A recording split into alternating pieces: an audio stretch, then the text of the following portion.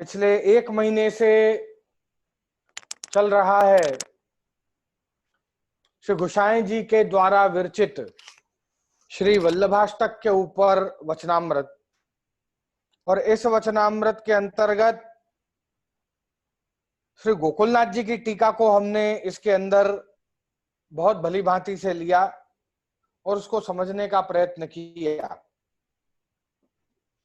श्रीमद् वल्लभाचार्य जी का ऐसा अद्भुत स्वरूप वास्तव में श्री गोसाई जी ने जो इन 3 ग्रंथों में वर्णन किया है, सर्वोत्तम स्तोत्र, वल्लभाष्टक और स्फुरत कृष्ण प्रेमामृत, ये अत्यंत अत्यंत अद्भुत है। बहुत ही सुंदर ग्रंथ हैं जिसके सुंदर स्वरूप श्री वल्लभ का प्राप्त जानने को मिला, प्राप्त हुआ।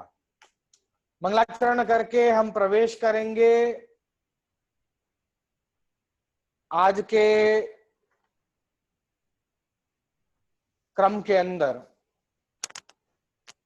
श्री वल्लभाधीश की जय।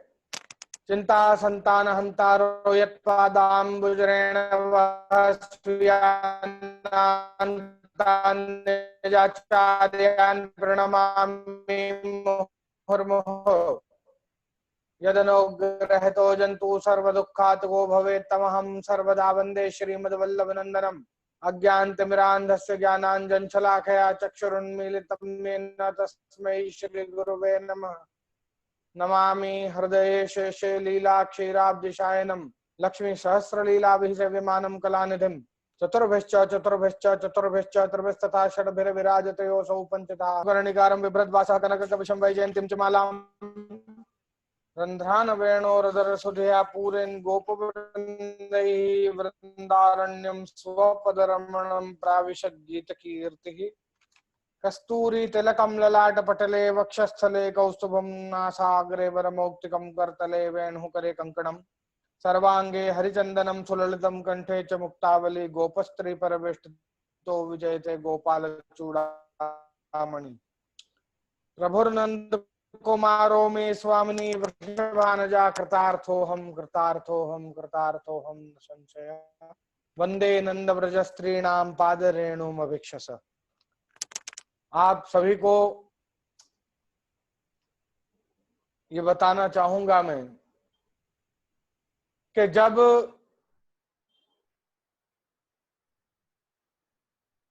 आज के दिन इस सत्संग का विराम का दिन है, इस ग्रंथ का विराम का दिन है, मन में अति विरह जगने लगा। मेरी आंखों में भी पानी आ गया आज दोपहर को। कह रहे अब आगे कब करेंगे, अगला सत्संग कब होगा। सत्संग का ताप होने लगा। ऐसा रसमय आनंद जो इतने दिनों से हम ले रहे थे, श्री वल्लभ का ऐसा अद्भुत रसमय स्वरूप जिसको हम श्रवण कर रहे थे, आज उसका विराम दिन आ गया है। प्रथम अध्याय अर्थात सीजन 1 वल्लभाष्टक, इस जूम सत्संग का जो वल्लभाष्टक का विषय था, अब सीजन 2 में कौन सा विषय आएगा या सीजन 2 कब प्रारंभ होगा अभी तो ये सुनिश्चित नहीं है, किंतु ग्रुप के ऊपर आप लोगों को उसके बारे में बता दिया जाएगा। पिछले सत्संग में हम लोगों ने जाना कि गोपी नाम तत्पति नाम च सर्वेशाम एव देहिना योन्तश्चरति सोऽध्यक्ष क्रीडने नेह देहवा। यहाँ कुछ भी अन्यथा विचार करने जैसा नहीं है। गोपियां जो हैं उनके आत्मरूप, उनके पति के आत्मरूप, और इस जगत में उनके कण कण में विराजमान जितने भी ये देवताएं हैं, जितने भी पशु पक्षी हैं, मानव हैं, उन सभी में भगवान कण कण में विराजमान हैं। इस बात को हमें स्पष्ट रूप से समझना है।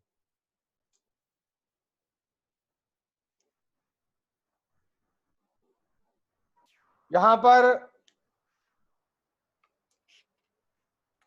जितना भी रस है वो प्रभु में विराजमान है और उस प्रभु को हमको साक्षात सर्वेंद्रिय के द्वारा प्राप्त करना है, यह स्पष्ट हुआ।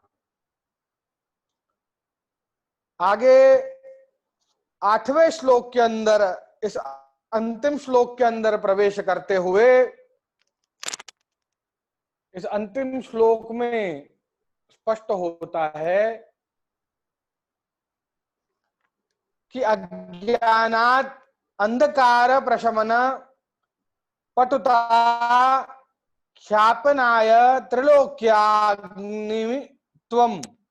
वर्णितं ते कविभिरपि सदा वस्तुतः कृष्ण एव प्रादुर्भूतो भवानित्यनुभव निगमद्युक्त मानैव रत्यः त्वां श्री श्री वल्लभे में निखिल बुद्ध जना गोकुलेशम भजन्ते।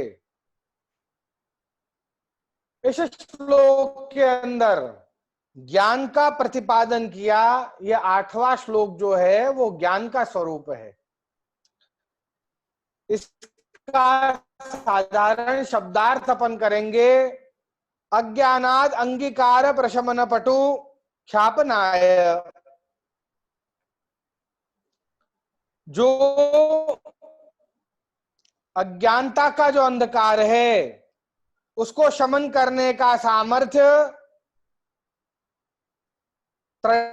त्रिलोक में ते अग्नित्वम कवि भी अपि वर्णितम, विद्वानों के द्वारा भी श्री वल्लभ का अग्नित्व का ही वर्णन किया गया है और किसी में सामर्थ्य नहीं है, क्योंकि श्री वल्लभ ही वस्तुतः कृष्ण एव हैं।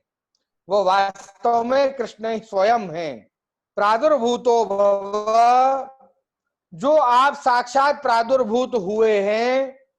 नित्य अनुभव निगमान, शास्त्रों से, पुराणों से, संहिताओं से तो प्रमाण हमें मिलता ही है और अब अनुभव से प्रमाणित कर रहे हैं। हमारे अनुभव से भी हम उस प्रभु को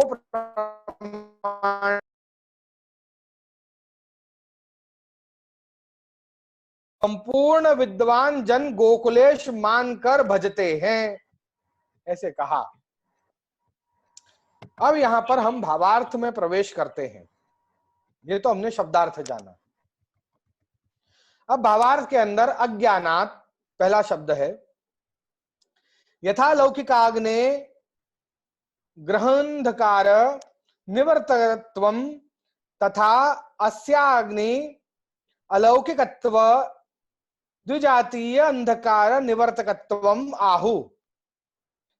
जिस प्रकार से लौकिक अग्नि या प्रकाश जो है वह अंधकार को स्वतः निवृत्त कर देता है, उसमें किसी प्रमाण की आवश्यकता नहीं है।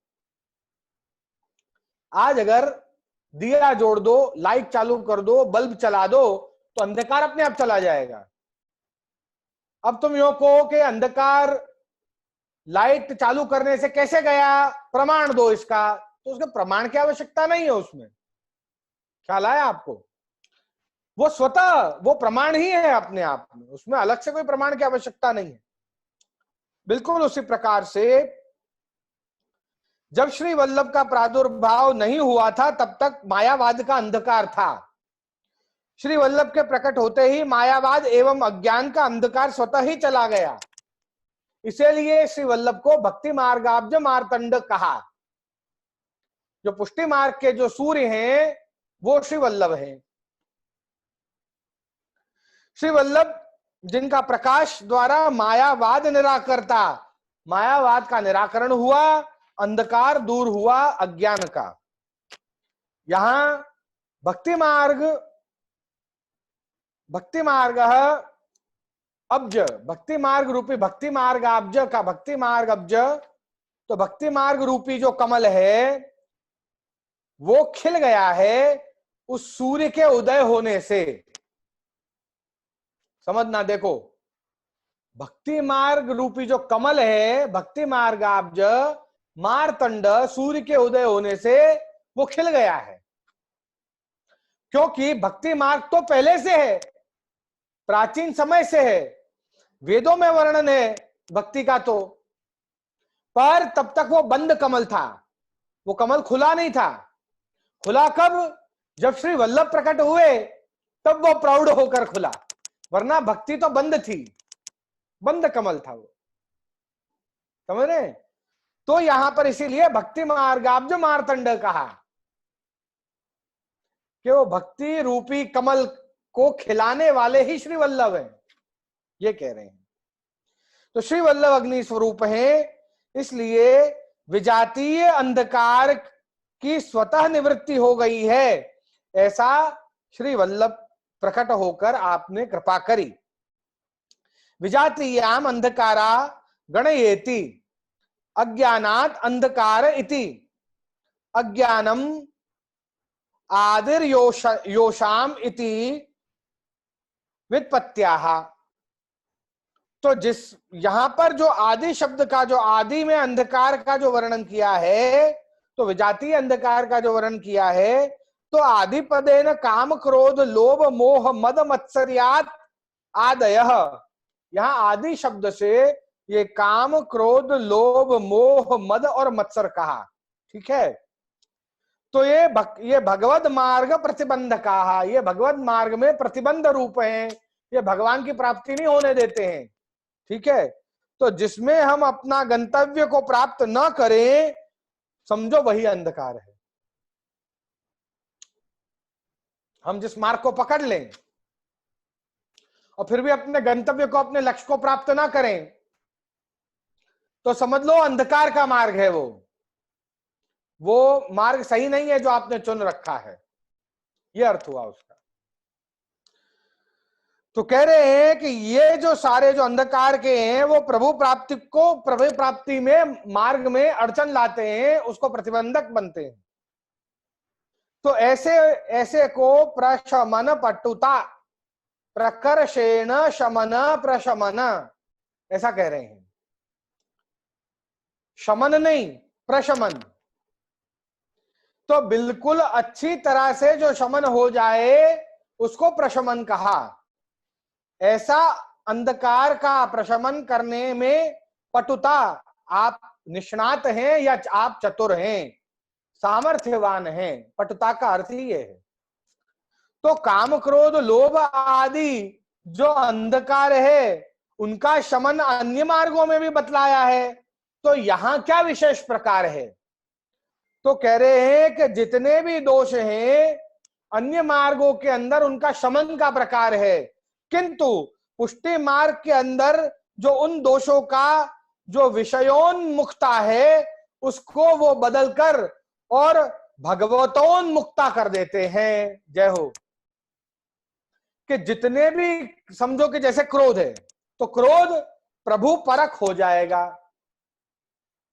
अगर कोई सेवा बराबर नहीं करेगा तो क्रोध आएगा। अरे आज तुमने श्रृंगार ठीक से नहीं धरा है ठाकुर जी के, ऐसे क्रोध आएगा। समझे? फिर काम तो प्रभु के लिए ही काम है, वो काम भावना जो है प्रभु के लिए हो गई है। फिर लोभ, भगवत सत्संग का लोभ, मोह, मोहन का मोह है, मद, वैष्णव होने का मद, और मात्सर्य ये प्रतिस्पर्धा है, ईर्षा नहीं है, प्रतिस्पर्धा हो गई है यहां पर। आज अच्छी रंगोली कौन बनाएगा?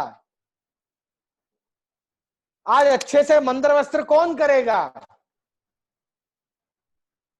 तो वो मत्सर हो गया। मत्सर मतलब ईर्षा नहीं हुई यहां मत्सर का अर्थ हो गया कि प्रतिस्पर्धा। भगवत कार्य में हम कितना लीन होते हैं, हम कितना अपने आप को उसके अंदर संपूर्ण रूप से। इसलिए यहां जो कुछ भी है दोषों को प्रभुमय कर देना है, ये विशेष प्रकार बतलाया पुष्टि मार्ग के अंतर्गत। तो अहमता ममता नाशे सर्वथा निरहन कृतौ, ठीक है। स्वरूपस्थो यदा जीव कृतार्थ से निगद्यते, ये पुष्टि मार्ग की कृतार्थता नहीं है, ये तो मर्यादा मार्ग की कृतार्थता है। पुष्टि मार्ग की कृतार्थता क्या है? तो भक्तिवर्धनी ग्रंथ के अंदर श्रीमद् वल्लभाचार्य जी आज्ञा करते हैं, यदा स्याद व्यसनम कृष्णे कृतार्थ स्यात् तदैव ही। उसका तो व्यसन हो जाए और उसमें मोह हो जाए। मोह माया अपने अपने अहमता ममता, ममता का नाश, मोह का नाश नहीं करना है। यहां मोह को प्रभुमय करना है। जितने भी हमारे दोष हैं वो सारे दोष जब प्रभुमय हो जाएंगे तो दोष भी उसको अंगीकार हो जाएंगे। तो उसमें कुछ दोष जैसा रहेगा ही नहीं, वो तो गुण बन जाएगा, क्योंकि वो प्रभु को अंगीकार हो गया है। यहां ये प्रकार है। तो जैसे बहुत वर्षा हुई और सारा जल नदी में बढ़ने लगा, एकदम से जल बहकर सब जगह से आया और नदी में बाढ़ आ गई। आसपास के गांव तहस नहस हो गए, विनाश होने लगा। और समझो कि वही नदी पर एक बांध बना दिया, वो बांध में से 3-4 नहर निकाल दी। अब वापस इतनी ही तेज बारिश हुई, अब वो बारिश को बांध खोलकर और अलग अलग नहरों में विभाजित कर दिया, तो विनाशक नहीं वो सर्जक हो गई, है ना। तो यहां पर नहर बनाकर जल को मोड़ दिया, मतलब अपने जितने भी विषय हैं, दोष हैं, उनको मोड़ देना है प्रभु की तरफ, तो विनाशक भी सर्जक बन जाएगा। शमन नहीं, प्रशमन, यह विशेष प्रकार है। तो यह जो विरोधी दोष जो है, वो यदि प्रभु परख कर दोगे तो वो दोष भी सहयोगी हो जाएंगे, विरोधी नहीं रहेंगे। इसीलिए त्रैलोक्य ख्यापनाय पटुता, त्रिलोक में ऐसी पटुता, चतुरता किसी में भी नहीं है कि जो दोषों को प्रभुमय कर देवे। बाकी सब तो ये कहते हैं कि दोषों को दूर करो फिर आओ हमारे पास। हम ये कहते हैं कि तुम जैसे हो ऐसे आओ, हम तुम्हारा सब कुछ ठीक कर देंगे। यह पुष्टि मार्ग की विशेषता है। तो सबने दोषों को शमन बताया, पर श्रीमद् वल्लभाचार्य जी ने दोषों का प्रशमन बताया, शमन नहीं। इन दोषों को भी प्रभु चरणों में विनियोग करके उनका भी उद्धार का प्रकार बताया। यह अति विलक्षण बात बताई। तो कवि भी रपी, तो जो पूर्णता जानकर, जो जो पूर्णता इस प्रकार से श्री वल्लभ की जानकर, कवि का अर्थ है बड़े बड़े विद्वान, जो अंदर की बात जाने उसे कवि कहते हैं। जो विद्वान होते हैं, जो अंदर की बात जानते हैं, उसे कवि कहा जाता है। तो ऐसे जो विद्वान हैं, उनके द्वारा प्राचीन समय से ही श्री वल्लभ के अग्नि स्वरूप का वर्णन हमें प्राप्त होता है। तो सही बात है। गर्ग संहिता के अंदर, अग्नि पुराण के अंदर, ब्रह्म वैवर्त पुराण के अंदर, यहां तक कि स्वयं शिव अपने पत्नी पार्वती से गौरी तंत्र के अंदर कहते हैं कि हे देवी, अपने कश्यप का सन्निहते हरि, श्री हरि का प्रादुर्भाव होगा, कहां पधारेंगे? जब पार्वती ने पूछा कब पधारेंगे, जब पूछा, तो कह रहे हैं पोष कृष्ण नवम्यांश, पोष की कृष्ण पक्ष की नवमी के दिन पधारेंगे। कौन पधारेंगे? तो कहा विठ्ठलेश संज्ञ कह, श्री विठ्ठल नाथ जी आप पधारेंगे, अग्निकुल में आप जन्म लेंगे, श्री वल्लभ के पुत्र होंगे। कहां प्रकट होंगे? तो कहा श्री गिरिराज कनिष्ठस्य चरणाद्रेश गर्भरे, श्री गिरिराज जी के जो सबसे छोटे भाई हैं, चरणाद्रि मतलब चरणाट, वहां आपका प्रादुर्भाव होगा। देखो क्या अद्भुत बात है। स्वयं भगवान शिव कह रहे हैं, स्वयं भगवान शिव कह रहे हैं पार्वती से, श्री हरि मेरे नाथ स्वयं प्रकटेंगे। गुप्त वृंदावनम यत्र नाना पक्षी समाकुलम, वो किसी कल्प का गुप्त वृंदावन है, इसीलिए तो प्रभु वहां प्रकटेंगे। स्वयं पुरुषोत्तम स्वरूप श्री हरि श्री विठलनाथ जी श्री गोसाई जी पधारेंगे चरणाट में। कैसी सुंदर बात कह रहे हैं। श्री गिरिराज जी के कुल 2 भाई हैं, कुल ये टोटल 3 भाई हैं। गिरिराज जी का नाम है गोवर्धन। गोवर्धन, चित्रकूट और चरणाट, ये तीनों सगे भाई हैं। द्रोणाचल के ये पुत्र थे 3। पुलस्त्य ऋषि जब द्रोणाचल से मिलने आए, द्रोणाचार्य नहीं द्रोणाचल, तो द्रोणाचल से जब मिलने आए पुलस्त्य ऋषि, तो उन्होंने देखा श्री गोवर्धन का पराक्रम, उनको हृदय में बस गया। तो उन्होंने कहा मुझे गिरिराज ये गोवर्धन पधरा दो। तो द्रोणाचल ने मना किया कि तो मेरे ज्येष्ठ पुत्र हैं, आप कोई 2 और जो हैं उनमें से किसी को ले जाओ। कि नहीं, मुझे तो यही चाहिए। तो गोवर्धन को बुलाया, हे बेटा गोवर्धन, ये तुम्हारा ख्याल पिता समान रखेंगे, ये तुमको अपने साथ अपने घर ले जाते हैं, क्या तुम जाओगे इनके साथ? कहा कि हाँ मैं जाऊंगा, किंतु मेरी एक शर्त है, जहां ये एक बार रख देंगे मैं वहां हमेशा के लिए स्थापित हो जाऊंगा, वहां से फिर खड़ा नहीं होऊंगा। और आपने तभी पर्वत का रूप धारण किया। पुलस्त्य ऋषि ने भी थोड़ा विराट स्वरूप जैसा धारण किया, कुछ बृहद रूप में आए और उन्होंने पर्वत उठाकर चलने लगे। जैसे ही व्रज स्थली आई तो पुलस्त्य ऋषि को लघु शंका लगी, पेशाब लगी। उन्होंने गिरिराज जी को वहां जतिपुरा, जो अभी जो स्थान है जतिपुरा आन्योर, जो पूरा स्थान है गिरिराज जी का, वो उसी जगह गिरिराज जी को पधरा दिया। लघु शंका निवारण होकर आए, उठाने गए तो उठे नहीं। कहने लगे अरे ये क्या खेल खेल रहे हो गोवर्धन? बोले नहीं, आपने देखो वचन दिया था कि जहां एक बार पधरा दोगे वहां से मैं कभी नहीं उठूंगा। तो मैं तो अपने घर की बात कह रहा था आपसे। नहीं, पर मैंने तो ये बात थोड़ी कही थी घर पे, मैंने तो ये बात कही थी जहां पधरा दोगे वहां सदा के लिए विराजमान हो जाऊंगा। अरे तुमको ये व्रजभूमि इतनी प्यारी है, मैं तुम्हारा बड़ा ख्याल रखूंगा, चलो मेरे साथ। बोले नहीं, अब तो मैं यहीं रहूंगा। तब उन्होंने श्राप दिया कि तुम एक राई के समान, एक तिल के समान नित्य इसी भूमि में समा जाओगे। इस भूमि का तुमको इतना मोह है। श्री गिरिराज जी कहे कि व्रजमंडल तो राधा जी के चरणारविंद का रूप है, और उन्हीं के चरणारविंद में जो एक नग का चिन्ह है वो मैं ही हूं। तो उनके ही चरणों में से प्रगटा और उनके ही चरणों में समा जाऊंगा। इससे बड़ी अद्भुत बात और मेरे लिए कृतार्थता की बात और क्या होगी।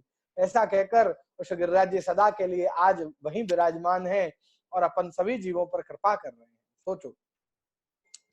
तो यहां पर कह रहे हैं कि जो कवि जो है, तो ऐसे जो विद्वान हैं उनके द्वारा प्राचीन समय में भी श्री वल्लभ के अग्नि स्वरूप का वर्णन हमें प्राप्त होता है, जो बात सच है। अग्नि रूपो द्विजाचार्यो भविष्य मिह भूतले वल्लभो अग्नि रूपस्याद विठ्ठलो पुरुषोत्तम। भविष्य पुराण, ये 18 पुराण है। ये सब, ये जो मैं नाम ले रहा हूं, भविष्य पुराण, ब्रह्म वैवर्त पुराण, ये 18 पुराणों में से हैं। अग्नि पुराण, ये सब जगह वल्लभ विठ्ठल का वर्णन है। प्राचीन समय से ही श्री वल्लभ विठ्ठल का वर्णन है कि साक्षात श्री कृष्ण पधारेंगे भूतल पर। इसको कोई साधारण ब्राह्मण मत समझ लेना। ये तो वही है जो आपके साथ क्रीड़ा कर रहे थे, रमण कर रहे थे, और उसी रमण को दोबारा प्रकट करने के लिए पधार रहे हैं। गजब बात है। तो अग्नित्वम वर्णितम, इसीलिए यहां पर इस शब्द को अग्नित्वम वर्णितम कहा। तो परंतु वस्तुतः कृष्ण एव श्री वल्लभ साक्षात परब्रह्म कृष्ण ही हैं, क्योंकि उनके सिवा ऐसा मार्ग जहां दोषों को भी अंगीकार कर लिया जाए, ऐसा मार्ग प्रकट करने का सामर्थ्य किसी में नहीं है। इसलिए यह तो कृष्ण ही कर सकते हैं, इसमें कोई संशय नहीं है। यदि कोई और होता तो दोषों को नजरअंदाज कर देता। अच्छा चल, अब तेरे में इतने दोष हैं तो जाने दे, अब छोड़, अब तू ऐसे ही कर ले, नजरअंदाज कर देता। पर दोषों को अंगीकार नहीं करता, नजरअंदाज कर देता। और श्री वल्लभ ने अंगीकार किया दोष सहित हमको अंगीकार करके, और जैसे पारस का स्पर्श हम लोहे का कराते हैं तो लोहा स्वर्ण बन जाता है, तो लोहे में दोष है, पर दोष सहित उसको अंगीकार करके और उसको निर्दोष बना दिया। ऐसी कृपा कर रहे हैं, है ना। तो यहां पर तो इन दोषों को अंगीकार करके और इनका उद्धार किया, इसीलिए श्री वल्लभ कृष्ण ही है, यह स्पष्ट होता है। तो समझने की बात है कि जितने भी नाई का भेद है उनमें ये सारे दोष आ जाते हैं। नायिका भेद जितने भी, अपन ने अभी नायिका भेद का प्रकार लिया था 2 वचनामृत पहले, तो उनमें ये सारे दोष आ जाते हैं। नायिका भेद में काम है, क्रोध है, मोह है, मद है, लोभ है, मत्सर है, ये नायिकाओं में ये दोष आते हैं। पर वहां वो दोष नहीं है, वो गुण है। क्या अद्भुत बात है, आप समझो मैं क्या कहना चाह रहा हूं। वो गुण हो गए। वाह। कह रहे हैं कि इन दोषों को भी रसोत्कर्ष में सहायक बनाकर इनको भी गुण बना दिया, रस का उत्कर्ष करने वाला गुण बना दिया इन सारे दोषों को। अत्त प्रमाणम अनुभव निगमात, यहां प्रमाण ही अनुभव है कि श्री वल्लभ कृष्ण ही है, और उसको कृष्ण के रूप से जब अनुभव करोगे, कृष्ण के रूप से जब उसको आप भेंटोगे, कृष्ण के रूप से जब उससे आप बैठकर बातचीत करोगे, जब उस वल्लभ का इस प्रकार से अनुभव करोगे, तभी उसका ये स्वरूप समझ पाओगे, वरना नहीं समझ पाओगे। ये कह रहे अनुभव निगमात। वाह। अनुभव का अर्थ बता रहे हैं, अनुभव में अनु उपसर्ग, अनुपश्चात भवति, अनुपश्चात भवति इति अनुभव। आहा, क्या बात है, बहुत सुंदर।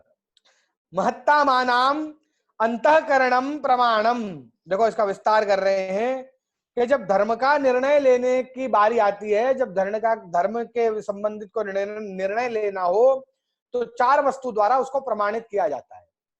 पहला श्रुति मतलब वेद, दूसरा स्मृति गीता आदि, और तीसरा सदाचार धर्मशास्त्र आदि, और चौथा स्वस्य च प्रियमात्मनः। वाह। एतत् चतुर्विधम प्राहु साक्षात धर्मस्य लक्षणम। यहां स्वस्य च प्रियमात्मनः आखिरी में कहा गया है। देखो, पहले श्रुति ही, स्मृति ही, सदाचार, अनुपश्चात भवति, अनुपश्चात भवति इति अनुभव हुआ।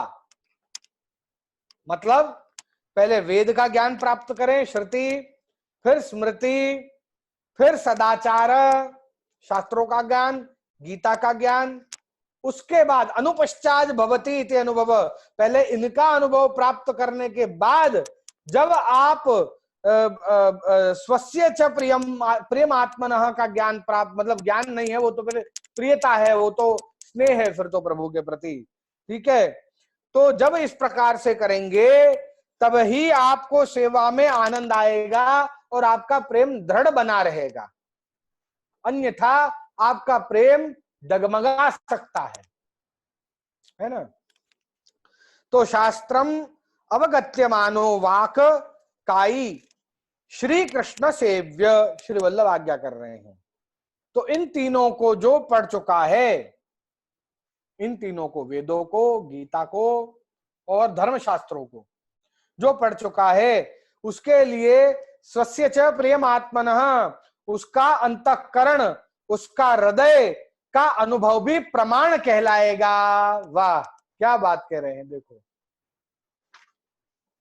जिसको सर्व ज्ञान हो गया है, जिसने वेद का, ऋचाओं का, श्रुतियों का, स्मृतियों का और धर्मशास्त्रों का ज्ञान प्राप्त किया है, और उसको फिर जो अनुभव हो रहा है उसका अनुभव भी अपने आप में प्रमाण हो गया है, ये समझ लो। वो फिर स्वप्न, कल्पना, कवि की उड़ान नहीं है,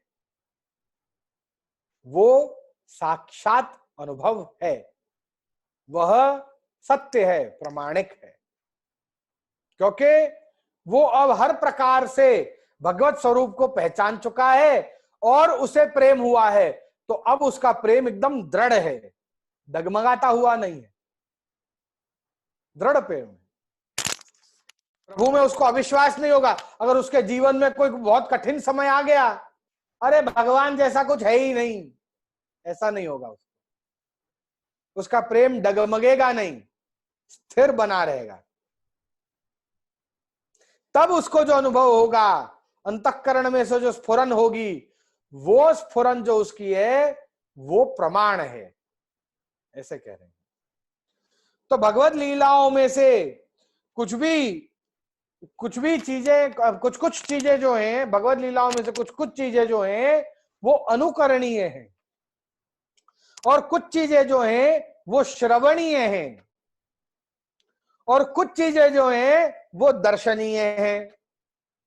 और इन तीनों चीजों को बराबर समझ लेना है कि कौन सी चीज अनुकरणीय है, कौन सी चीज दर्शनीय है, और कौन सी चीज श्रवणीय है। तभी उसका हर प्रकार का रस आपको प्राप्त होगा।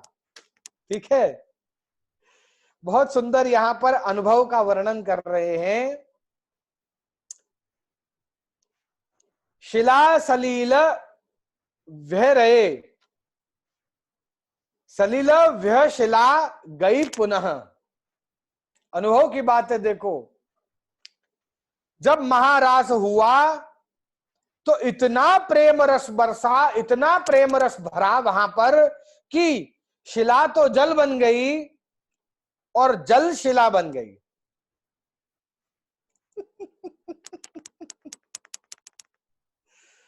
जो नरम था वो कड़क हो गया, जो कड़क था वो नरम हो गया।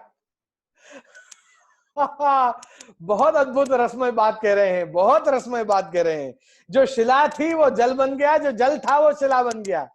यहां पर श्री गिरिराज जी यमुना जी हो गए और श्री यमुना जी गिरिराज जी हो गए।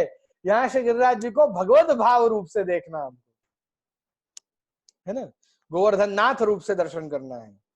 अब अनुभव का जो उदाहरण के रूप में कृष्णदास की ही वार्ता ले लीजिए। अनुभव के उदाहरण के रूप में कल मैंने आपको कृष्णदास की वार्ता थोड़ी सी बताई थी, कल नहीं परसों। उस वार्ता को यहां पर खुलासा कर रहे हैं। कृष्णदास की सेवा से प्रसन्न होकर श्री वल्लभ ने कहा कि तेरी जो इच्छा हो सो मांग ले। कृष्णदास जी ने 3 वरदान मांगे। पहला वरदान, आप श्री का सिद्धांत मेरे हृदयारूढ़ हो जाए। दूसरा वरदान, मुझमें से मुखरता दोष चला जाए। और तीसरा वरदान, मेरे जो गायत्री दीक्षा गुरु हैं उनके घर आप पधारो। अब वार्ता साहित्य में वर्णन मिलता है कि श्री वल्लभ ने 2 वरदान दिए, पर यहां पर गोसाई जी क्या आज्ञा कर, अपने श्री गोकुलनाथ जी क्या आज्ञा कर रहे हैं। देखो, आचार्य ही प्रार्थितम त्रयमपि दत्तम। आचार्य जी के सन्मुख जो प्रार्थना करी तो आचार्य जी ने 3 फल दिए, त्रयमपि दत्तम, 3 फल दिए। देखो कैसे दिए, वार्ता जी में तो 2 ही फल दिए ऐसा ही लिख रहा है, और यहाँ पे 3 फल दिए ऐसा लिख रहा है। कह रहे पहले 2 दिए कि आपसे का सिद्धांत हृदयारूढ़ हो, ये फल दिया, और अपने मुखरता दोष चला जाए, ये फल दिया। पर गुरु के घर नहीं पधारे। पर गोकुलनाथ जी तो कह रहे हैं गुरु के घर पधारे। अब कैसे हुआ, दोनों ही सही बात है, दोनों ही बात सही है। वैसे स्वयं नहीं पधारे पर वैसे पधारे हैं। कैसे, आइए समझते हैं। तो कृष्णदास ने जब अपने गुरु के घर गए तो गुरु के घर जाकर गुरु ने डांटा कि अरे तेने दूसरों गुरु कर लियो मेरे होते हुए। तब कृष्णदास जी ने कहा नहीं नहीं, मेरे गुरु तो आप ही हो, पर गुरु की कृपा ते मोको साक्षात कृष्ण मिल गए। तब गुरु ने ता बात पे संदेह कियो। सो संदेह कियो तो आसपास देखी, सो वहां अंगारो पड़े हो। तो वह अंगारे को हाथ में उठाए के कहो कि यदि श्री वल्लभ साक्षात कृष्ण होए तो मोको नहीं जलावेगो ये अग्नि। और ऐसा कह के हाथ में अंगारा ले लिया। अब वो अंगारे ने तो बिल्कुल नहीं जलाया कृष्णदास को। तो वो अग्नि कौन थी? वो अग्नि साक्षात श्री वल्लभ उसके घर नहीं, कृष्णदास की हथेली पर पधारे हैं। तो पधारे हैं, तीसरा वरदान भी दे दिया कि पधारे हैं। तीनों वरदान दिए। इसीलिए जब थोड़ा समय व्यतीत हो गया, एक मुहूर्त तक उठाए राख्यो ऐसे कही, तब गुरु ने कही अरे अरे तुम यहाँ रख दो। तब कृष्णदास ने पूछा कौन लेगा इस अग्नि को, बताओ कहां रखूं इसे, कौन ग्रहण करेगा इस अग्नि को? तो कहा कि इस अग्नि को ग्रहण करने का सामर्थ्य किसी में नहीं है, इसको तो जमीन में पधरा दो। तब जब जमीन में पधराया तो क्योंकि वो भूमि वल्लभ के विरोधी, वल्लभ के लिए विरोध भाव था, उस भूमि में आग लग गई और हाथ में कुछ नहीं। समझ रहे हैं? अगले श्लोक में आया है भक्त द्विट भक्त सेवतः, जो भक्तों के, जिसके हृदय में भक्त के लिए द्वेष हो उसको तो जला देती है, संतुष्ट जला देती है, और भक्त सेविता, और भक्त को शीतलता देती है। ये अग्नि ऐसी है। क्या बात है। तो ऐसा जो श्री वल्लभ का जो स्वरूप है उसका यहाँ वस्तुतः कृष्ण एवं रूप से वर्णन किया कि कृष्ण ही है, उसमें संदेह मत करो। और वही लीलाएं सब वापस कर रहे हैं जो लीला सारस्वत कल्प में हुई। तो वेद, गीता, भागवत, शास्त्र, उपनिषद, न्याय आदि सबके द्वारा श्री वल्लभ का स्वरूप सिद्ध करने के बाद अब इस आखिरी श्लोक में अनुभव निगमात के द्वारा वस्तुतः कृष्ण एवं स्वरूप को सिद्ध कर रहे हैं। वाह। अब साक्षात अनुभव के द्वारा, जिसने साक्षात्कार कर लिया है वल्लभ का, वाह। कृष्णदास को अनुभव प्रमाण है, परंतु ऐसा नहीं है कि बाकी भगवदियों को वल्लभ का अनुभव नहीं है। जिसको श्री वल्लभ का साक्षात्कार हुआ, या आज के समय में भी जिसको हो रहा है, उन सब का अनुभव प्रमाण ही है, ये समझकर चलो। वो वेद का ज्ञान, शास्त्र का ज्ञान, उपनिषदों का ज्ञान सब अपने आप हो जाएगा यदि उसको वल्लभ का साक्षात्कार हो चुका है, तो बाकी सारे ज्ञान अपने आप हो जाएंगे और उसका अनुभव प्रमाण ही कहलाएगा। इति स्पष्टम। तो द्युक्त मानैव रेत्यः, इन भगवदियों के अनुभवों को जानकर बुद्ध जना, विद्वान जो हैं वह त्वम, त्वम मतलब श्री वल्लभ को गोकुलेशम भजनते, श्री वल्लभ को गोकुलेश रूप से भजते हैं। देखो समझने की बात आई। वैसे ही गोकुलेश रूप नहीं भजते हैं, यह तो भगवदियों का संग प्राप्त किया, उनके अनुभवों को श्रवण किया, तब श्री वल्लभ को कृष्ण रूप से दर्शन किया। मर्यादा कृष्ण नहीं, गोकुलेश कृष्ण के रूप से दर्शन किया। बाकी सारे प्रमाण देखकर मर्यादा कृष्ण शायद समझते, पर यहां पर तो रसमय कृष्ण का दर्शन हुआ भगवदियों की कृपा से, इसलिए गोकुलेश भजनते ऐसा कह रहे हैं। गोकुलेश भजनते का अर्थ ये है। यहाँ पर बड़े बड़े विद्वान भी यदि कृष्ण से प्रेम करने लगे तो समझ लो कि उनको कहीं ना कहीं किसी ना किसी भगवदीय का संग मिला, वरना वो मर्यादा कृष्ण को ही भजते रहते, पुष्टि कृष्ण को नहीं भज पाते, वो प्रेम नहीं कर पाते।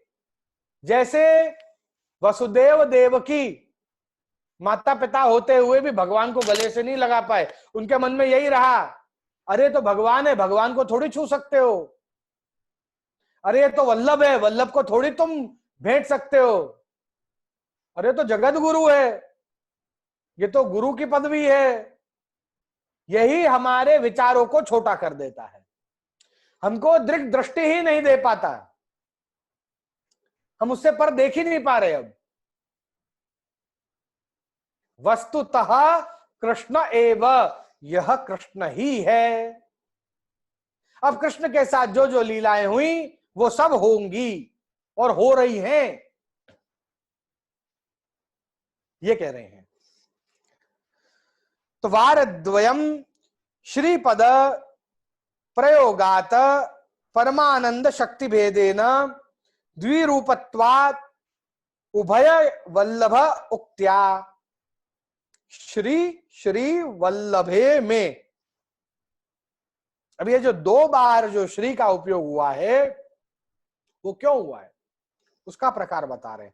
वारद्वयम, द्वयम वारः, 2 बारः, क्या? श्रीपद प्रयोगात, जो श्रीपद का जो प्रयोग हुआ है वहां पर परमानंद और उनकी आद्य शक्ति मतलब राधा, ऐसे एक श्री कृष्ण, एक श्री राधा, और फिर वल्लभे, तो भोक्ता, भोग्या, साक्षी, समझ रहे हैं?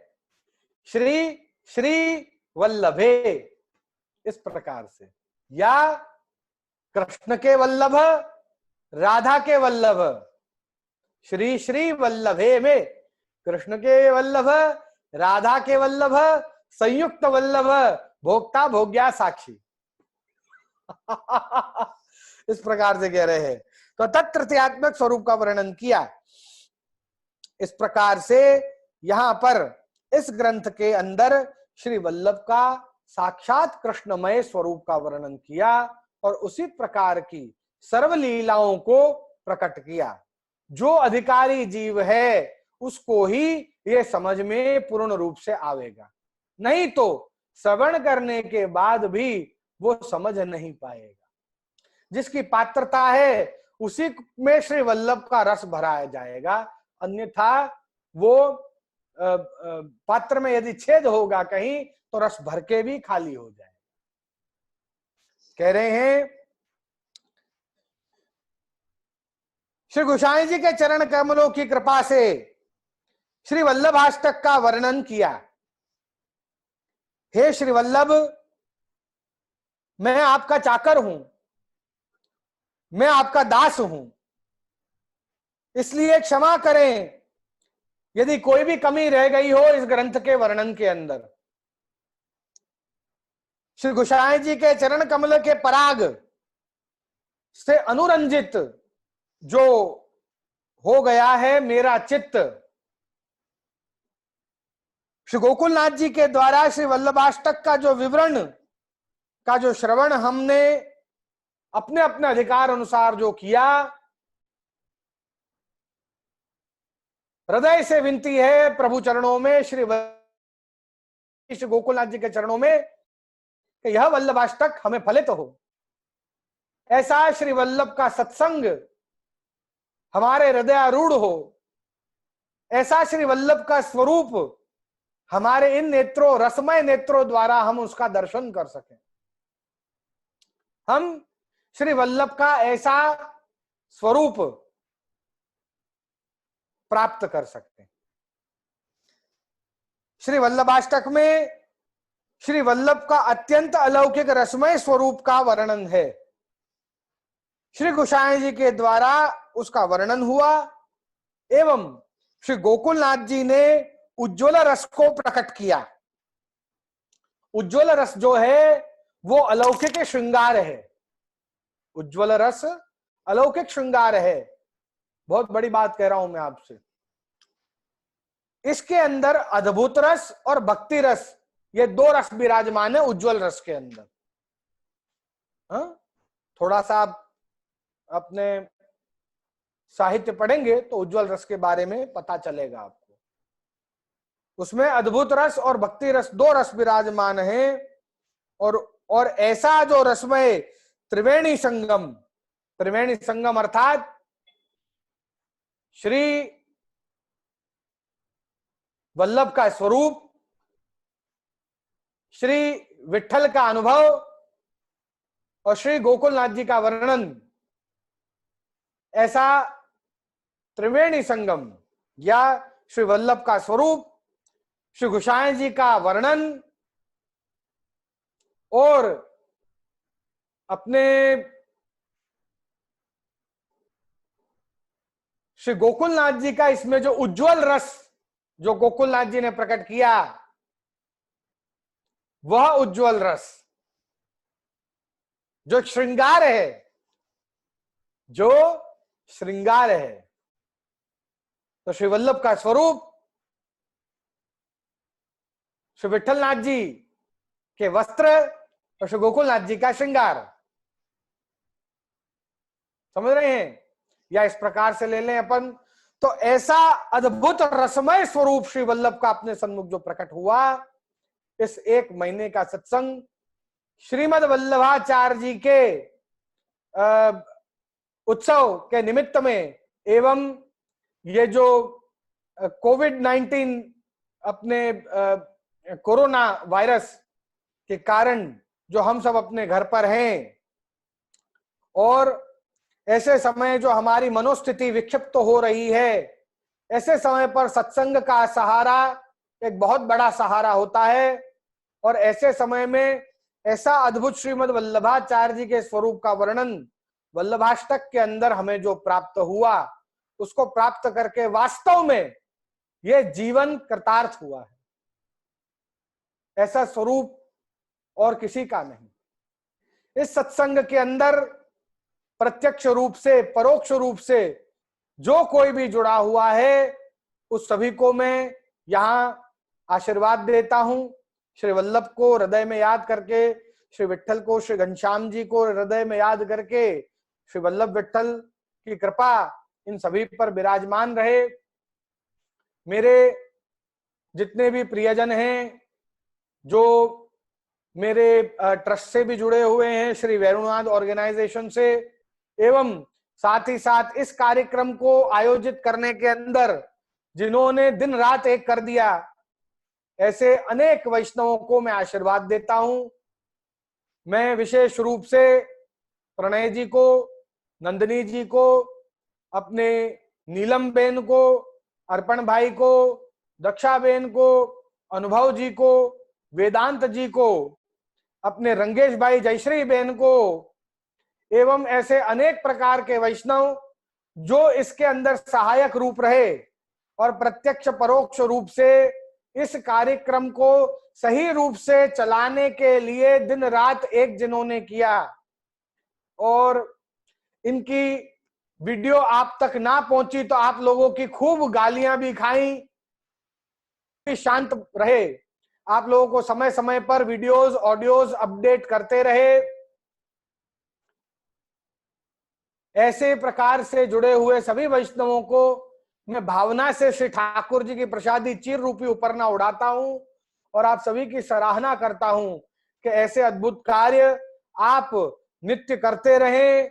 आपके कारण इतने सारे वैष्णवों को लाभ मिला, और साथ ही साथ अपन ने आज वेणुनाथ ऑर्गेनाइजेशन के द्वारा हमारे ऐसे भगवदीय वैष्णव हैं जिन्होंने अपना नाम अनाउंस करने को मना किया है, इसलिए मैं उनका नाम तो अनाउंस नहीं कर पाऊंगा, पर उन्होंने 500 हैंड सैनिटाइजर भिजवाए, और साथ ही साथ उन्होंने और राशि भिजवाई, जिसके द्वारा हम जरूरतमंदों को आज हम फूड की किट, मतलब अनाज वगैरह दे पाए, और साथ ही साथ उन सबको हैंड सैनिटाइजर भी हमने प्रोवाइड किया।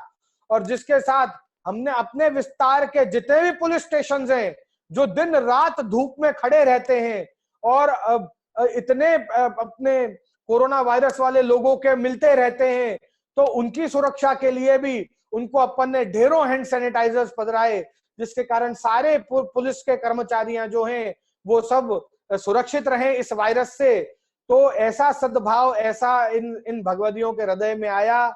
आज मैं उनको भी आशीर्वाद देता हूं, क्योंकि उन्होंने नाम बोलने के लिए मना किया है, तो मैं उनको भी आशीर्वाद देता हूं कि आपने जो यहाँ पर जो सेवा पधराई थी, उस सेवा के द्वारा यहाँ पर इतना सुंदर कार्य हुआ है कि वो हैंड सैनिटाइजर उदयपुर में वितरण होंगे, वो हैंड सैनिटाइजर जयपुर में वितरण होंगे, और जतिपुरा के अंदर भी फूड किट वितरण होगी, और यहाँ बड़ौदा के अंदर भी हैंड सैनिटाइजर और फूड किट वितरण हुई है। इसलिए अद्भुत सेवा है आपकी ओर से कि ऐसे कठिन समय में ये सभी को इतना आपने सहायता की है, तो इन सभी की मैं सराहना करता हूं। इस वृंद रमणिका सिंहासन पर विराजमान होकर मैं आप सभी को दोनों हाथ से आशीर्वाद देता हूं। स्वस्थ रहें, सुखी रहें एवं शीघ्रतम शीघ्र एक नए विषय पर सत्संग लेकर दोबारा इकट्ठे हो और भगवत रसानुवाद गुणानुवाद करते रहें। भगवत कृपा हम सभी पर बरसती रहे। इतना ही कहकर श्रीमद आचार्य जी श्री मदन मोहन प्रभु के चरणों में अपने वक्तव्य को समर्पित करता हूं। बोलो श्री वल्लभाधीश की जय। आज के सत्र को यहाँ विराम किया है हमने, इसलिए सर्वप्रथम हम आश्रय के पद का गान करेंगे और तदुपरांत यदि किसी का प्रश्न हो तो वो उस प्रश्न को पूछ सकता है। आइए हम आश्रय पद का गान करें। श्री वल्लभाधीश की जय। दृढ़ चरणन केरो भरोसो, दृढ़ चरणन केरो, श्री वल्लभ नख चंद्र छटा बिना, सब जग माही अंधेरो भरोसो, दृढ़ चरणन केरो। साधन और नहीं आकली में, जासो होत निवेरो, सूर कहा कहे द्विविधा आंधरो, बिना मूल को चेरो भरोसो, दृढ़ाय न चरणन केरो। श्री वल्लभाधीश की जय। श्री गोसाई जी परम दयाल की जय। श्री गोकुल नाथ की जय। श्री घनश्याम लाल प्यारे की जय। श्याम सुंदर श्री यमुने महारानी की जय। श्री गिरिराज धरण की जय। जय जय श्री राधे श्याम। पूर्णमदः पूर्णमिदं पूर्णात् पूर्णमुदच्यते पूर्णस्य पूर्णमादाय पूर्णमेवावशिष्यते। ओम शांति शांति शांति।